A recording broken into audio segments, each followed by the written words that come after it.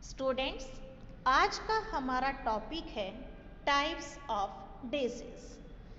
Human disease को different ways में classify किया जा सकता है।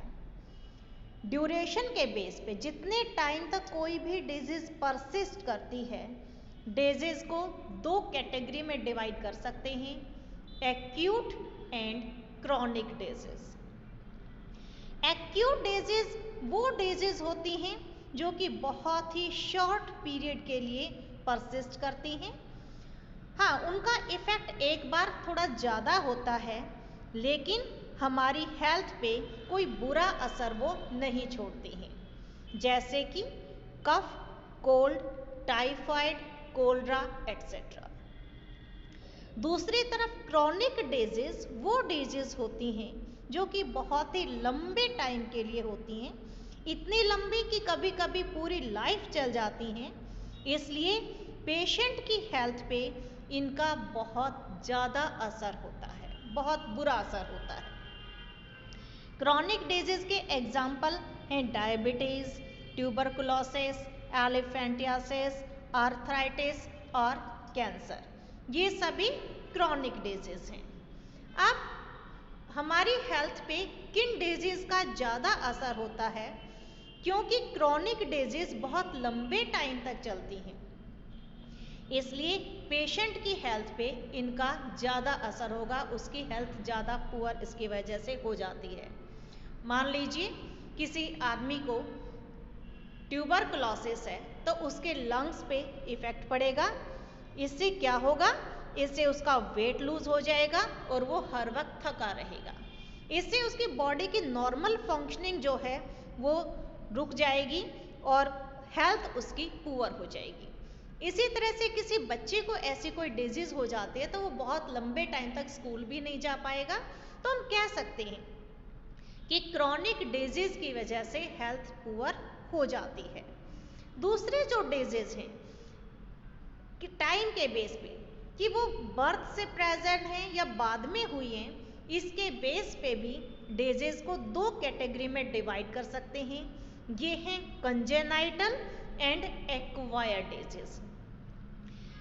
On the basis whether the disease occurs since birth or after birth, the disease are classified into two types, congenital and acquired disease. Congenital disease वो disease होती हैं जो कि बर्थ के टाइम पे ही प्रेजेंट होती हैं।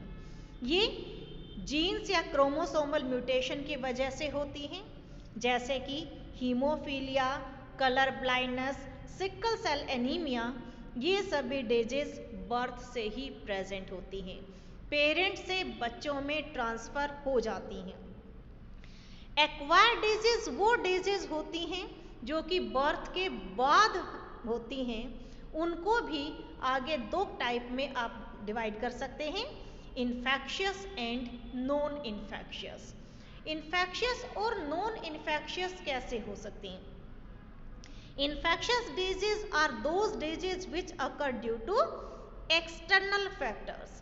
These are caused by the attack of pathogens. Pathogen mean virus, bacteria, fungi, protozoan and worms. Infectious disease can spread from infected person to healthy person. They may be transmitted through direct contact or through medium like air, water, food, insects, etc. On the other hand, non-infectious diseases occur due to internal factors.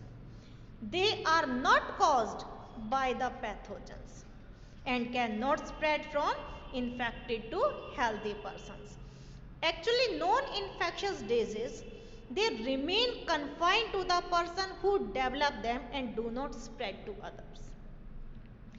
They may occur due to malfunctioning of some important body organs like heart or kidney, etc. They may also occur due to deficiency of nutrients in our diet. For example, kwashiorkor and marasmus occur due to deficiency of protein. Beriberi, scurvy, night blindness occur due to deficiency of vitamins.